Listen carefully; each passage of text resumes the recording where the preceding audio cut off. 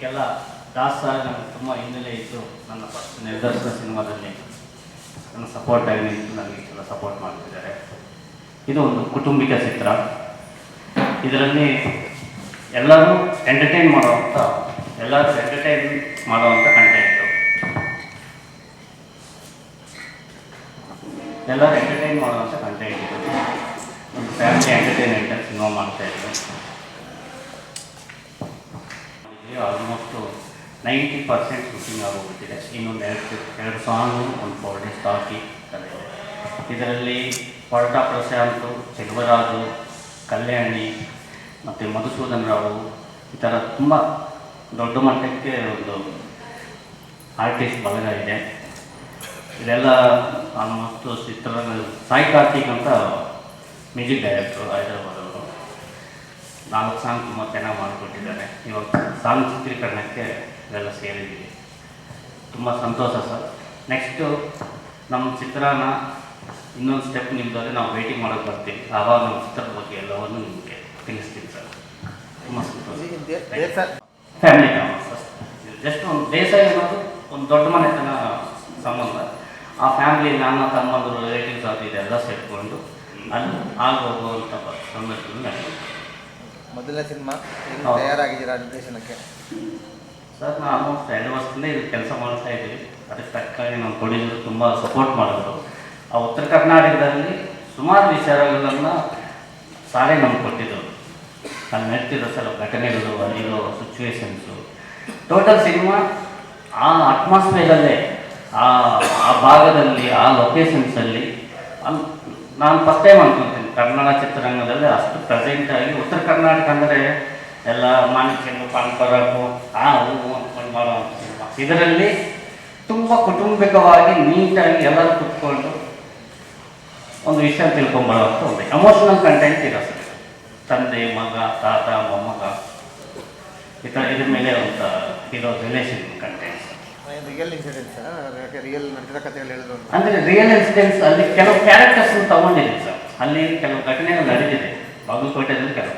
ಅದು ನಮ್ಮ ಸಿನಿಮಾಗೆ ಸ್ವಲ್ಪ ಇನ್ಸ್ಪಿರೇಷನ್ ಆಗಿ ತಗೊಂಡು ಕ್ಯಾರೆಕ್ಟರ್ಸ್ನ ಪ್ರೆಸೆಂಟ್ ಮಾಡ್ಕೊಂಡಿದ್ದೀವಿ.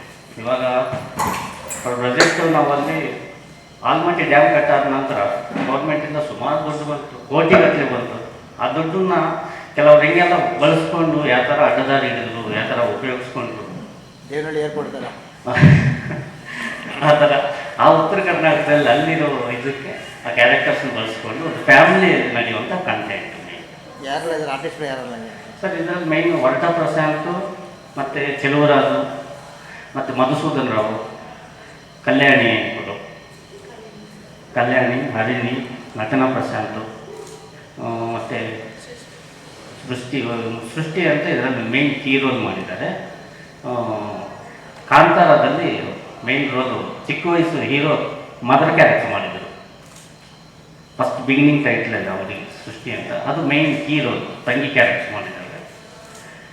ತುಂಬ ಬಲಗ ಇದ್ದಾರೆ, ತುಂಬ ಇದೆ ಸರ್. ಎಸ್ ಮೇಡಮ್, ಇದು ಉತ್ತರ ಕರ್ನಾಟಕ ಶೈಲಿಯಲ್ಲೇ ಬಳಸ್ಕೊಂಡಿರೋಂಥ ಅಲ್ಲಿ ನೇಟಿವಿಟಿ ಕಂಡಂಥ ಒಂದು ಸೆಟಪ್ಪು, ಒಂದು ಕಮರ್ಷಿಯಲ್ ಎಂಟರ್ಟೈನ್ಮೆಂಟ್ಗೋಸ್ಕರ ಒಂದು ರೆಟ್ರೋ ಸ್ಟೈಲ್. ಸರ್, ಈಗ ಅಂದರೆ ಈ ಹಿಂದೆ ಒಡೆಯರ್ ಅಂತ ಒಂದು ಮೂವಿ ಅನೌನ್ಸ್ ಆಗಿತ್ತು, ಅದು ಒಡೆಯ ಅಂತ ಇದೆ. ಈಗ ಇದು ದೇಸಾಯಿ ಅಂತ ಒಂದು ಮನೆತನದ ಹೆಸರು. ಸಿನಿಮಾದಲ್ಲಿ ಬೇರೆ ರೀತಿ ಬಿಂಬಿಸ್ತಾರೆ. ಸಿಚುವೇಶನ್ ಅಲ್ಲ, ಆ ಥರ ಕಂಟೆಂಟು ಅಲ್ಲ, ಆ ಥರ ಯಾರನ್ನು ದ್ವೇಷಿಸಿ ಆಗಿರ್ಬೋದು. ಇನ್ನೊಂದು ಇದು ಪ್ರತಿಯೊಂದು ಫ್ಯಾಮಿಲಿ ನಡೆಯುವಂಥ ಕಂಟೆಂಟ್ ಸರ್. ದೇಸಾಯಿ ಅನ್ನೋದು ಒಂದು ಎಲ್ಲರಿಗೂ ಗೊತ್ತಿರುವಂಥ ಟೈಟ್ಲು. ಇನ್ನೊಂದು ಸ್ಟೇಟಸ್ ತೋರಿಸ್ಕೊಳ್ಳುವಂಥದ್ದು ಇಷ್ಟು. ಇನ್ನೊಂದು ದೇಸಾಯಿ ಅನ್ನೋದು ಒಂದು ಮನೆತನಕ್ಕೆ ಸಂಬಂಧಪಟ್ಟಿದ್ದಲ್ಲ. ಎಲ್ಲ ಕಮ್ಯುನಿಟಿಯಲ್ಲಿ ಎಲ್ಲ ದೇಸಾಯರು ಎಲ್ಲ ಕಡೆಯೂ ಇದ್ದಾರೆ. ದೇಸಾಯಿ ಅನ್ನೋದು ಜಸ್ಟ್ ಅವ್ರದ್ದು ಒಂದು ಜಾಬ್ ಥರ ಇದೆ. ಆ ಕಾಲದಿಂದ, ಬ್ರಿಟಿಷರ ಕಾಲದಿಂದ ದೇಸಾಯಿ ಅನ್ನೋದು ರೂರಲಲ್ಲಿ, ವಿಲೇಜ್ಗಳಲ್ಲೆಲ್ಲ ಯಾರು ಆಡಳಿತ ಮಾಡಿಕೊಂಡು ಆಡಿಟಿಂಗ್ ಮಾಡ್ತಾ ಇದ್ರು ಅವ್ರಿಗೆ ದೇಸಾಯಿ ಓದ್ತಿದ್ರು. ಎಲ್ಲ ಕಮ್ಯುನಿಟಿಯಲ್ಲಿ ಇದ್ದಾರೆ ದೇಸಾಯಿ ಅನ್ನೋರು. ಇದು ಪ್ರತಿಯೊಂದು ಮನೆಯಲ್ಲಿ ನಡೆಯುವಂಥ ಕಂಟೆಂಟ್ಸ್ ಇದು. ಇದು ನಮ್ಮ ಫ್ಯಾಮಿಲಿಗಳಲ್ಲೇ ಇರುತ್ತೆ. ನಾನೇನಂತ ಸಿನಿಮಾಗೋಸ್ಕರ ಸ್ವಲ್ಪ ದೊಡ್ಡ ಮನೆತನ ದೇಸಾಯಿ ಟೈಟ್ಲು, ಈ ಟೈಟ್ಲ್ ನಮ್ಗೆ ತುಂಬ ಪ್ರೆಷರ್ ಮಾಡಿ ನಮ್ಮ ಪ್ರೊಡ್ಯೂಸರ್ ಕೊಟ್ಟರು. ಅದು ತುಂಬ ಅದು ಬೇರೆ ಥರನೂ ಆಯಿತು. ಊರುಗಳ ಕಡೆ ಎಲ್ಲನೂ ಅಲ್ಲಿ ಶೂಟ್ ಮಾಡುವಾಗ ತುಂಬ ಪಾಸಿಟಿವ್ ಆಗಿ ತುಂಬ ಚೆನ್ನಾಗಿ ಬಂದಿದೆ. ನಾನು ಮಾಧ್ಯಮದಲ್ಲಿ ಸುಮಾರು 20 ವರ್ಷಗಳ ಕಾಲ ಕೆಲಸ ಮಾಡಿದ್ದೆ ಅಂತ ಹೇಳೋಕ್ಕೆ ಸಂತೋಷ ಆಗುತ್ತೆ. ಸರಿ, ಇದು ಉತ್ತರ ಕರ್ನಾಟಕದ ಸಿನಿಮಾ ಮಾಡಬೇಕಂತ ಹೇಳಿ ನನಗೆ ತುಂಬ ವರ್ಷದಿಂದ ಆಸೆ ಇತ್ತು. ಹಲವಾರು ಜನ ನಿರ್ಮಾಪಕರು ಉತ್ತರ ಕರ್ನಾಟಕದಿಂದ ಸಿನಿಮಾ ಮಾಡಿದ್ರು. ಆದರೆ ಇಷ್ಟು ಒಂದು ದೊಡ್ಡ ಬಜೆಟ್ನಲ್ಲಿ ಒಂದು ಒಳ್ಳೆ ಸಬ್ಜೆಕ್ಟನ್ನು ಕೊಡೋಕ್ಕೆ ಆಗ್ತಾ ಇರಲಿಲ್ಲ. ಮತ್ತು ಉತ್ತರ ಕರ್ನಾಟಕದ ಭಾಷೆಯನ್ನು ನಮ್ಮ ಈ ಹಿಂದಿನ ಸಿನಿಮಾಗಳಲ್ಲಿ ಒಂಥರ ಕೆಟ್ಟದಾಗಿ ತೋರಿಸ್ತಾ ಇದ್ರು. ಅಂದರೆ ನಾವು ಕೆಟ್ಟದಾಗಿ ಮಾತಾಡ್ತೀವಿ ಅನ್ನೋ ಥರ. ನಾವು ಚೆನ್ನಾಗಿ ಮಾತಾಡ್ತೀವಿ, ನಮ್ಮ ಸಂಸ್ಕೃತಿನೂ ಚೆನ್ನಾಗೇ ಇದೆ, ಅದನ್ನು ನಾವು ತೋರಿಸ್ಬೇಕಾಗಿದೆ. ಈಗ ತಾವೆಲ್ಲ ನೋಡ್ತಿರ್ಬೋದು, ಹಲವಾರು ಸೀರಿಯಲ್ಗಳು ಉತ್ತರ ಕರ್ನಾಟಕದೇ ಬರ್ತಾ ಇದ್ದಾವೆ. ಎಲ್ಲರೂ ತುಂಬ ಪ್ರೀತಿಯಿಂದ ಉತ್ತರ ಕರ್ನಾಟಕದ ಭಾಷೆಯನ್ನು ಪ್ರೀತಿ ಮಾಡ್ತಾರೆ, ಎಲ್ಲರೂ ನೋಡ್ತಾರೆ. ಅದೇ ರೀತಿ ನಾವು ಉತ್ತರ ಕರ್ನಾಟಕದ ಭಾಷೆಯನ್ನು ಬಳಸ್ಕೊಂಡು ಈ ಒಂದು ಚಿತ್ರವನ್ನು ನಿರ್ಮಾಣ ಮಾಡಿದ್ದೀವಿ. ಈ ಚಿತ್ರಕ್ಕೆ ತಾವೆಲ್ಲರೂ ಸಹಕರಿಸಿ ಇದನ್ನು ಬೆಳೆಸೋದು ಉಳಿಸೋದು ಎಲ್ಲ ನಿಮ್ಮ ಕೈಯಲ್ಲಿದೆ. ಇದು ನಾವು ಒಂದು ಮೊದಲ ಪ್ರಯತ್ನವನ್ನು ಮಾಡಿದ್ದೀನಿ, ಅದನ್ನು ನೀವೆಲ್ಲರೂ ಸಹಕಾರ ಮಾಡಿರಿ ಅಂತ ಹೇಳಿ ನಾನು ಈ ಮುಖಾಂತರ ಕೇಳ್ಕೊಳ್ತೀನಿ. Thank you. 360 ಆದಮೇಲೆ ಯಾವ ಥರ ಸಿನಿಮಾ ಮಾಡ್ಬೇಕಂತ ತುಂಬ ಒಂದು 15-20 ಸ್ಟೋರೀಸ್ ಕೇಳಿದ್ದೆ ಸರ್. ಆದರೆ ಫಸ್ಟ್ ಟೈಮ್ ನಮ್ಮ ನಾಗಿರೆಡ್ಡಿ ಸರು ಮತ್ತು ಸರ್ ಬಂದು ಹೇಳಿದಾಗೆ ಇಲ್ಲ ಮಾಡಿದರೆ ಇಂಥ ಸ್ಟೋರಿನೇ ಮಾಡ್ಬೇಕಂತ ಅವ್ರ ಮಮ್ಮಿ ನಾವು ಇಬ್ಬರು ಕೇಳಿ ಫುಲ್ಲು ಇದಾಗ್ಬಿಟ್ವಿ ಸರ್ ಈ ಸ್ಟೋರಿ. ನಾವು ಆ್ಯಕ್ಚುಲಿ ಹೇಳ್ಬೇಕಂದ್ರೆ ಲವ್ 360ಕ್ಕಿಂತ ಒಂದು 10 ಟೈಮ್ಸ್ ಕಷ್ಟಪಟ್ಟಿದ್ದೀನಿ ಸರ್ ಈ ಸಿನಿಮಾನಲ್ಲಿ.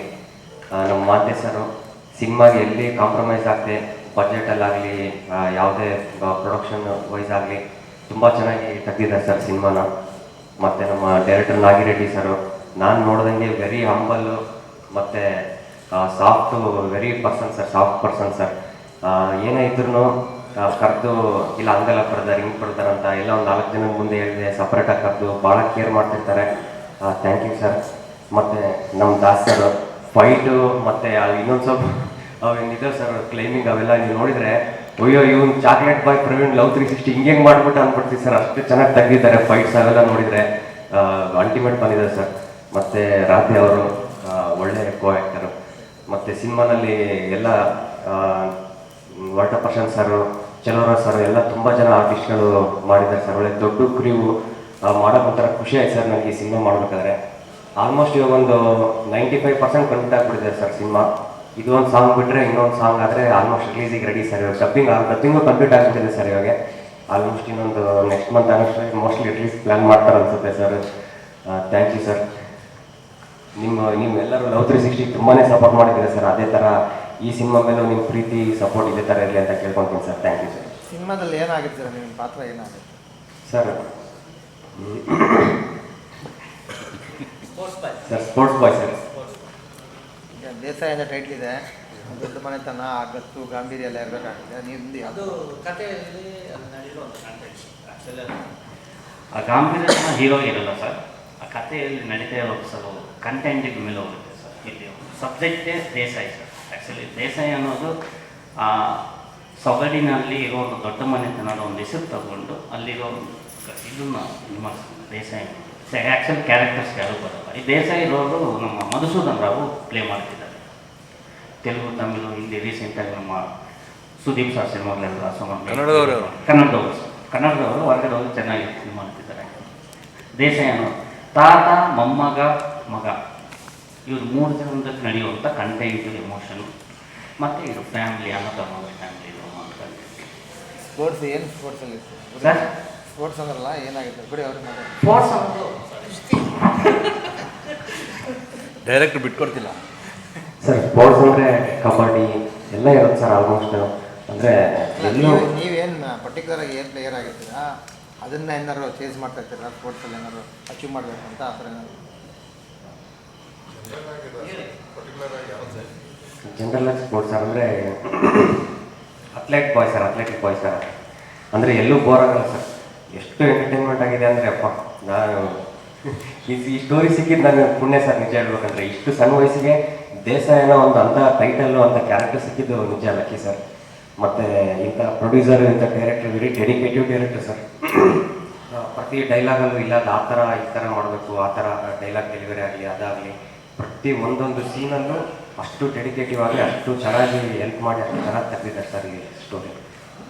ಫೈಟೆಲ್ಲ ಆಗಿದೆ ಅಂದರೆ ಹೆಂಗೆ ಪ್ರಿಪೇರ್ ಆದರೆ? ಯಾಕೆ ಲವ್ 360 ಇದಕ್ಕೂ ತುಂಬ ಡಿಫ್ರೆನ್ಸ್ ಇದೆ. ಹೆಂಗೆ ಪ್ರಿಪ್ರೇಷನ್ ಹೇಗಿತ್ತು ಫೈಟಿಂಗ್ ಅದಕ್ಕೆಲ್ಲ?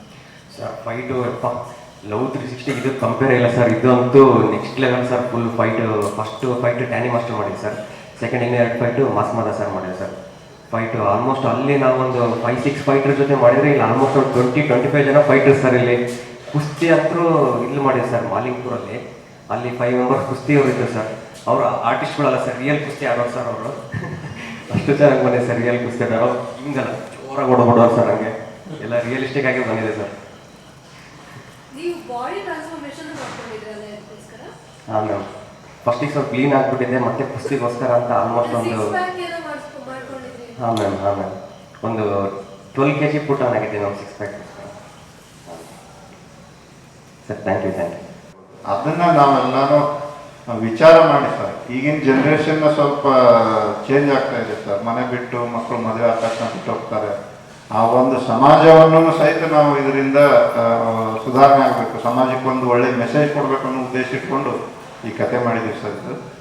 ಇದರಲ್ಲಿ ಏನಿದೆ ಅಂದರೆ ಸರ್, ಹೀರೋ ಪ್ರತಿಯೊಬ್ಬರು ಮನೆಯಲ್ಲಿ ಮಗ ಇದೇ ಥರ ಇದ್ದರೆ ನಿಜವಾಗ್ಲೂ ನಮ್ಮ ಕರ್ನಾಟಕ ಆಗಲಿ ದೇಶ ಆಗಲಿ ಸಮೃದ್ಧಿ ಆಗಿರುತ್ತೆ ಸರ್. ಆ ಥರ ಒಂದು ಮೆಸೇಜನ್ನು ಹೀರೋ ಆಗಲಿ ಹೀರೋಯಿನ್ ಆಗಲಿ ಒಂದು ತುಂಬ ಕುಟುಂಬ ಸರ್ ಹೆಂಗಿರುತ್ತೆ ಅನ್ನೋದನ್ನು ನಾವು ತೋರಿಸಿದ್ವಿ. ಮನೆ ಒಡೆದ್ರೆ ಏನಾಗತ್ತೆ, ತುಂಬ ಕುಟುಂಬ ಇದ್ರೆ ಹೆಂಗಿರುತ್ತೆ ಅನ್ನೋ ಒಂದು ಕಂಟೆಂಟನ್ನು ನಾವು ಮಾಡಿದ್ದೀವಿ ಸರ್. ಇದು ದೇಸಾಯಿ ಅನ್ನೋ ಟೈಟ್ಲು ಯಾವುದೇ ಒಂದು ಯಾರಿಗೂ ಸೀಮಿತವಾಗಿದ್ದಲ್ಲ ಸರ್. ಇದು ಪ್ರತಿಯೊಂದು ಊರಲ್ಲಿ ಹಳ್ಳಿಗಳಲ್ಲಿ ದೇಸಾಯಿ ಅನ್ನೋರು ಇರ್ತಿದ್ರು ಸರ್. ಬ್ರಿಟಿಷರ ಕಾಲದಿಂದನೂ ದೇಸಾಯಿ ಅನ್ನೋರು ಇರ್ತಿದ್ರು. ದೇಸಾಯಿ ಅಂದರೆ ಲೀಡರ್ ಆಫ್ ವಿಲೇಜಸ್ ಸರ್. ಅದು ಆ್ಯಕ್ಚುಲಿ ಅದು ಯಾವುದೇ ಒಂದು ಕಾಸ್ಟಿಗೆ ಯಾವುದೇ ಒಂದು ಇದಕ್ಕೆ ಸೀಮಿತವಾಗಿರಲ್ಲ ಸರ್. ಪ್ರತಿಯೊಂದು ಕಾಸ್ಟ್ನಲ್ಲೂ ದೇಸಾಯಿ ಅನ್ನೋರು ಇದ್ದಾರೆ. ಇದರಿಂದ ಏನೂ ಯಾರಿಗೂ ಏನೂ ತೊಂದರೆ ಆಗಲ್ಲ ಸರ್. ಇದು ನಾವು ಒಂದು ಒಳ್ಳೆ ಸಬ್ಜೆಕ್ಟ್, ಒಳ್ಳೆ ಮೆಸೇಜನ್ನು ನಾವು ಜನರಿಗೆ ಮುಟ್ಟಿಸ್ಬೇಕಂತೇಳಿ ಒಂದು ಈ ಕಥೆಯನ್ನು ಮಾಡಿದ್ದೀವಿ ಸರ್. ಇದು ಆಮೇಲೆ ನಮ್ಮ ಉತ್ತರ ಕರ್ನಾಟಕದಲ್ಲಿ ಚಿತ್ರೀಕರಣ ಭಾಳ ಕಡಿಮೆ ಆಗುತ್ತೆ ಸರ್. ನಿಜ ಹೇಳ್ಬೇಕಂದ್ರೆ ಇಲ್ಲಿಂದ ಬೆಂಗಳೂರು ಕಡೆದವರು ಸುತ್ತಮುತ್ತಲ ಹಾಸನ, ಮಂಡ್ಯ, ಮೈಸೂರು ಈ ಕಡೆ ಮಾಡ್ತಾರೆ. ಉತ್ತರ ಕರ್ನಾಟಕದಲ್ಲಿ ಬರೋದು ಭಾಳ ಕಡಿಮೆ ಸರ್. ನಾವು ಸ್ಪೆಷಲ್ ಕೇರ್ ತಗೊಂಡು ನಮ್ಮಲ್ಲಿ ತುಂಬ ಲೊಕೇಶನ್ ಇರ್ತದೆ ಸರ್. ನೀವು ಆ ಲೊಕೇಶನ್ ನೋಡಿದರೆ ಅದೇ ಒಂದು ಅದ್ಭುತ ಸರ್. ಸಿನಿಮಾದಲ್ಲಿ ಯಾವ ರೀತಿ ಬಂದಿದೆ ಅಂದರೆ, ನಿಮ್ಗೆ ಆ ಕೋಟೆ ಕಲ್ಲಿಂದು ಕಟ್ಟಿರೋ ಬಿಲ್ಡಿಂಗ್ಸ್ಗಳಿದ್ದಾವೆ, ಅವು ಸುಮಾರು ಅದ್ಭುತವಾಗಿದ್ದಾವೆ ಸರ್. ಬ್ರಿಟಿಷರ ಕಾಲದಾಗಿಂದ ಒಂದು ಬಿಲ್ಡಿಂಗ್ಸ್ ಎಲ್ಲ ನಮ್ಮ ಊರಲ್ಲಿ ಇದಾವೆ ಸರ್, ಬಾಗಲಕೋಟೆಯಲ್ಲಿ. ಅಂಥ ಒಂದು ಪ್ಲೇಸಲ್ಲಿ ನಾವು ಚಿತ್ರೀಕರಣ ಮಾಡಿ ಇದು ಒಂದು ಅದ್ಭುತವಾದಂಥ ಸಿನಿಮಾ ಆಗುತ್ತೆ ಅಂದರೆ ತಪ್ಪಿಲ್ಲ ಸರ್. ಇದನ್ನೆಲ್ಲ ನೀವು ನೋಡಿ ಪ್ರೋತ್ಸಾಹ ಮಾಡಿ ಅಂತ ಹೇಳಿ ನಾನು ಕೇಳ್ಕೊಳ್ತೀನಿ ಸರ್.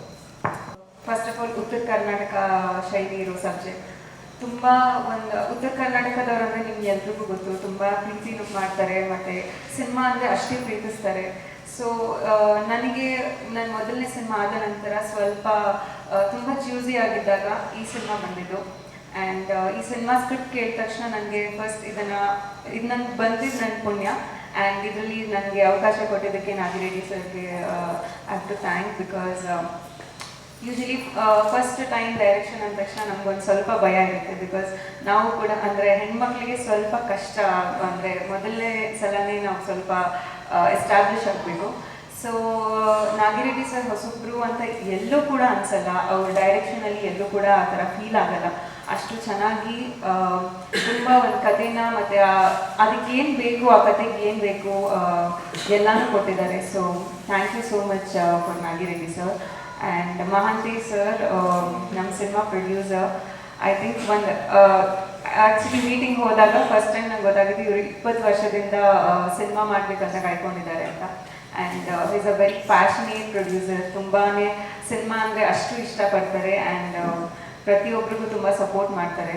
ಸೊ ಆ್ಯಂಡ್ ನಿಮ್ಗೆ ಎಲ್ಲರೂ ನೋಡ್ತಿದ್ದೀರಾ, ಹೊಸೊಬ್ಬರಿಗೆ ಈ ಥರ ಅವಕಾಶ ಸಿಗೋದು ಮತ್ತು ಇಷ್ಟು ಸಪೋರ್ಟ್ ಮಾಡೋದು ತುಂಬಾ ಕಷ್ಟ. ನನಗಾಗಲಿ ಅಥವಾ ಪ್ರವೀಣ್ ಅವ್ರಿಗಾಗಲಿ ನಾವಿಬ್ಬರು ಹೊಸೊಬ್ರು. ಆ್ಯಂಡ್ ನಮ್ಮನ್ನ ನಂಬಿ ಇಷ್ಟು ದೊಡ್ಡ ಮಟ್ಟದಲ್ಲಿ ಸಿನಿಮಾ ಮಾಡ್ತಿದ್ದಾರೆ. ನೀವು ಎಲ್ಲಿ ನೋಡಿದ್ರೂ ಇದು ಹೊಸೊಬ್ರು ಸಿನಿಮಾ ಅಂತ ಅನ್ಸಲ್ಲ, ಅಷ್ಟು ತುಂಬ ಚೆನ್ನಾಗಿ ಬಂದಿದೆ. ಆ್ಯಂಡ್ ದಾಸ್ ಸರ್ ನಿಮ್ಗೆ ಎಲ್ರಿಗೂ ಗೊತ್ತು, his experience, lot of experience ಇರೋ ಪರ್ಸನ್.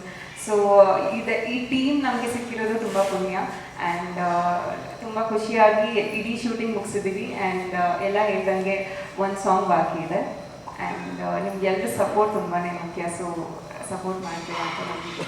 ಡೈರೆಕ್ಟರ್ಗಳು ಕೂಡ ಹೊಸಬನ್ನ ಹಾಕ್ಲಿಕ್ಕೆ ಭಯ ಇರುತ್ತೆ, ಹೆಂಗೆ ಹಾಕಿ ಮಾಡ್ತಾರೆ ಏನೋ ಅಂತ. ನಿಮಗೆ ಭಯ ಅಲ್ಲ, ನೀವು ಮೊದಲನೇ ಸಿನಿಮಾಗೇ ಡೈರೆಕ್ಟರ್ ಜೊತೆ ಮಾಡೋಕ್ಕೆ ಕಷ್ಟ ಭಯ ಆಗುತ್ತೆ ಅಂತಿರಲ್ಲ, ಅವರು ಭಯ ಆಗುತ್ತೆ ನಿಮಗೆ? ಇಲ್ಲ ಇಲ್ಲ, ಮೊದಲನೇ ಸಿನಿಮಾಗೆ ಕಷ್ಟ ಆಗುತ್ತೆ ಭಯ ಅಂತ ಅಂದಿಲ್ಲ. ಅಂದರೆ ನನ್ನ ಮೊದಲನೇ ಸಿನಿಮಾ ಮಾಡಿದಾಗ ನನಗೆ ಭಯ ಅಂದರೆ ನಮ್ಮ ಎಕ್ಸ್ಪೀರಿಯನ್ಸ್ ಮೇಲೆ ನಮಗೆ ಡಿಪೆಂಡ್ ಆಗುತ್ತೆ. ನಮಗೆ ಒಳ್ಳೆ ಎಕ್ಸ್ಪೀರಿಯನ್ಸ್ ಸಿಕ್ಕಿದಾಗ ಓಕೆ ಅಂತ ನಾವೊಂದು ನೆಮ್ಮದಿಯಾಗಿರ್ತೀವಿ. ನಮಗೆ ಅಕಸ್ಮಾತ್ ಏನಾರೋ ಇದು ಸರಿ ಹೋಗಲಿಲ್ಲ ಅಥವಾ ಸರಿ ಆಗಲಿಲ್ಲ ಅಂದಾಗ ತುಂಬ ಕಷ್ಟ ಅನಿಸುತ್ತೆ. ಸೊ ಆ ಥರ ಭಯದಲ್ಲಿ ಈಗ ಡೈರೆಕ್ಟರ್ ಒಬ್ರು ಹೇಳೋದೊಂದು ಇರುತ್ತೆ, ಬಟ್ ಅವ್ರು ಎಕ್ಸಿಕ್ಯೂಷನ್ ಮಾಡಿದಾಗ ಕಂಪ್ಲೀಟಾಗಿ ಡಿಫ್ರೆಂಟ್ ಇರುತ್ತೆ. ನಮ್ಗೆ ಏನೋ ಒಂದು ಭರವಸೆ ಕೊಟ್ಟಿರ್ತಾರೆ, ನಾವು ಅವ್ರನ್ನ ನಂಬಿರ್ತೀವಿ. ಬಟ್ ಆ ಥರದಲ್ಲಿ ನೋಡಿದಾಗ ನಾಗಿ ರೆಡ್ಡಿ ಸರ್ ಎಲ್ಲೂ ಕೂಡ ಅದನ್ನ ಅಂದರೆ ಹೊಸಬ್ರಿಗೆ ನಾನು ಮಾಡ್ತಿದ್ದೀನಿ ಅಥವಾ ಏನೋ ಒಂದು ಕಾಂಪ್ರಮೈಸ್ ಮಾಡಬೇಡ ಸ್ಕ್ರಿಪ್ಟಲ್ಲಿ ಅಥವಾ ಸುಮ್ಮನೆ ಏನೋ ಮಾಡ್ಕೊಂಡು ಹೋಗೋಣ ಅಂತ ಮಾಡಿಲ್ಲ. ತುಂಬ ಅವರು ಕೂಡ ಪ್ಯಾಷನೇಟ್ ಆಗಿದ್ದಾರೆ. ಇಡೀ ತಂಡ ತುಂಬ ಪ್ಯಾಷನೇಟ್ ಆಗಿ ಮಾಡಿರೋ ಸಿನಿಮಾ. ನನ್ನ ಪಾತ್ರ ಅನುಪಮ ಅಂತ, ಅನುಪಮ ಅನ್ನೋ ರೋಲ್ ಪ್ಲೇ ಮಾಡ್ತಾ ಇದ್ದೀನಿ. ಇದರಲ್ಲಿ ಒಂದು ಪ್ರವೀಣ್ ಅವ್ರಿಗೆ ತುಂಬ ಸಪೋರ್ಟಿವ್ ಆಗಿದ್ದು ಮತ್ತು ಒಂದು ಬೋಲ್ಡ್ ಆಗಿ ಉತ್ತರ ಕರ್ನಾಟಕದಲ್ಲಿ ಒಂದು ಸ್ವಲ್ಪ ಬೋಲ್ಡ್ ಆಗಿ ಜೊತೆಗೆ ಇನ್ನೋಸೆನ್ಸ್ ಇರುತ್ತೆ ಬಟ್ ಬೋಲ್ಡ್ ಆಗಿ ಕಾಣಿಸ್ಕೊಳ್ಳೋ ಕ್ಯಾರೆಕ್ಟರ್. ಆ್ಯಂಡ್ ಚೆನ್ನಾಗಿ ಬಂದಿದೆ. ಅಂದ್ರೆ ಥ್ಯಾಂಕ್ ಯು ಸರ್. ಅವ್ರು ಏನು ಕೇಳಿಬಿಟ್ಟಿದ್ದಾರೆ, ಫೈಟ್ ಆಗಲಿ ಇದಾಗಲಿ ಫೈಟ್ ಮಾಸ್ಟರ್ ಆಗಲಿ ಮ್ಯೂಸಿಕ್ ಕೂಡ ತುಂಬ ಚೆನ್ನಾಗಿ ಮಾಡೋಣ ಸಾಯಿಗಳು. ಯಾಕಂದರೆ ಇದು ಬಂದು ನಮಗೊಂದು ನಾಗಿರೆಡ್ಡಿಗೆ ಇದೊಂದು ನೋಡಿರೋತ್ತೆ ಸಿನಿಮಾ. ಅದೇ ಥರ ಪ್ರವೀಣ್ ತುಂಬ ಎಮೋಷನ್ ಮಾಡಿದ್ದಾರೆ ಫೈಟೆಲ್ಲ. ನಮ್ಗೆ ಬೈ ಖುಷಿ ಆಯಿತು. ಈ ಸಿನಿಮಾ ಚೆನ್ನಾಗಿರುತ್ತೆ, ಚೆನ್ನಾಗಿ ಆಗಬೇಕು. ನಾವು ಪ್ರೊಡ್ಯೂಸರು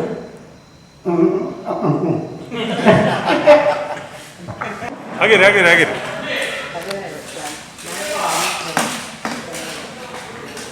ಓಕೆ ರೆಡಿ ಸರ್, ಇಲ್ಲ